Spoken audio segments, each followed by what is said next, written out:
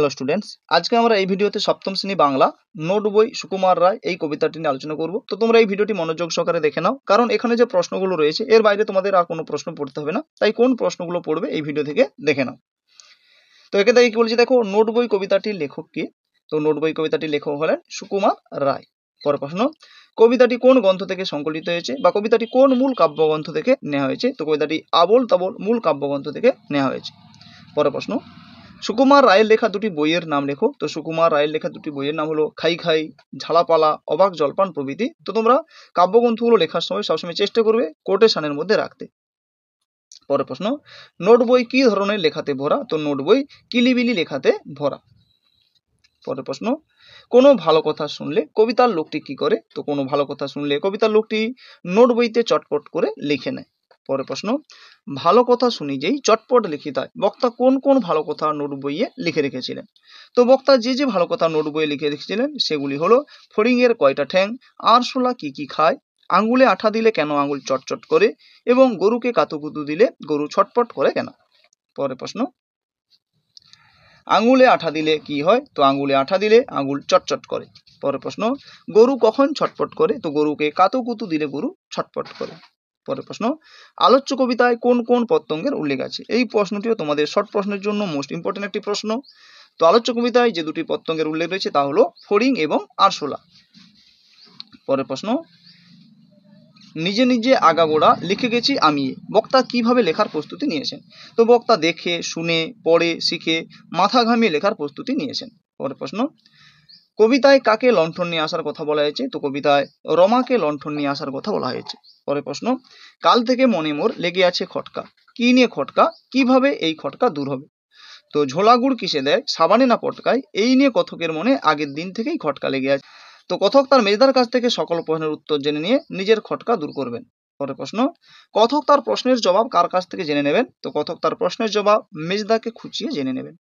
পরের প্রশ্ন, নোট বই কবিতায় লোকটি মেজদার কাছ থেকে কিসের উত্তর জানবেন? তো ঝোলা গুড় কিসে দেয়, সাবানে না পটকায়, এই প্রশ্নের উত্তর কবিতার লোকটি তার মেজদার কাছ থেকে জানবেন। পরের প্রশ্ন, কথক কিসে ঝাল দেখেছেন? তো কথক লঙ্কার ঝাল দেখেছেন। পরের প্রশ্ন খুব গুরুত্বপূর্ণ, কথক কিসের ঝাঁঝ দেখেছেন? তো কথক জোয়ানের আরোকে ঝাঁঝ দেখেছেন। পরের প্রশ্ন, বলো দেখি পারোকে কি বলতে পারার কথা বলা হয়েছে? তো পেট কেন কামড়ায়, এই প্রশ্নের উত্তর দিতে পারার কথা বলা হয়েছে। পরের প্রশ্নটি মোস্ট ইম্পর্টেন্ট প্রশ্ন। তো দুন্দুভি এবং অরণি শব্দ দুটির অর্থ কি? তো দুন্দুভি শব্দের অর্থ হলো এটি দামামা জাতীয় রণবাদ্য, এবং অরণি হলো এটি হলো এক বিশেষ ধরনের কাঠ যার ঘর্ষণে আগুন জ্বলে। এছাড়াও চকমকি পাথরকেও অরণি বলা হয়। এই অরণি প্রশ্ন তোমাদের আসার চান্স খুবই বেশি রয়েছে এখান থেকে। পরের প্রশ্ন, বলবে কি তোমরাও নোট বই পড়োনি? বক্তা এখানে কি বোঝাতে চেয়েছেন? তো বক্তা এখানে বলতে চেয়েছেন চারপাশের জগৎ থেকে অনেক প্রশ্ন মনের মধ্যে জাগতে পারে, নোট বই না পড়লে এইসব প্রশ্নের উত্তর দেওয়া সম্ভব হয় না। তো এই প্রশ্নটি তোমাদের এই কবিতার জন্য সব থেকে ইম্পর্টেন্ট বড় প্রশ্ন। তো এই প্রশ্নটি তোমরা খুব ভালো করে রেডি করে রাখবে। নোট বই পড়লে কোন কোন বিষয় জানা যায় তা কবিতা অবলম্বনে বুঝিয়ে দাও। তো উত্তরটি দেখো, নোট বই পড়লে ফড়িংয়ের কয়টা ঠ্যাং, আরশোলা কি কি খায়, আঙুলে আঠা লাগলে আঙুল চটচট করার কারণ, কাতুকুতু দিলে গরু ছটপট করার কারণ প্রভৃতি সম্বন্ধে জানা যায়। এছাড়া তেজপাতায় তেজ কেন, লঙ্কায় কেন ঝাল, এবং জোয়ানের আরোকে কেন ঝাঁঝ, সেই সব প্রশ্নের উত্তরও জানা যায়। এমনকি নাক ডাকা, পিলে চমকানোর কারণ নাকি নোট বই লেখা আছে। দুন্দুভি কার নাম, অরণি কাকে বলে, সেগুলিও নোট বই থেকেই জানা যায়। পরের প্রশ্ন, নোট বই কবিতায় কবি পাঠকদের কোন সত্যের কাছে পৌঁছে দিতে চেয়েছেন?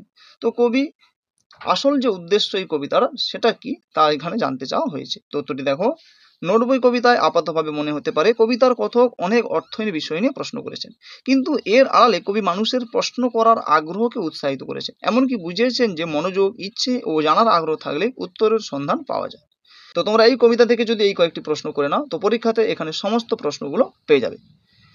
তো এই ভিডিওতে এই পর্যন্ত। পরবর্তী ভিডিওতে আমরা পরবর্তী একটি অধ্যায় নিয়ে আলোচনা করব। তাই তোমরা চ্যানেলটিতে নতুন হলে অবশ্যই চ্যানেলটিকে সাবস্ক্রাইব করে নাও এবং ভিডিওটিকে একটি লাইক করে তোমার বন্ধুদের মধ্যে শেয়ার করে দাও। ধন্যবাদ।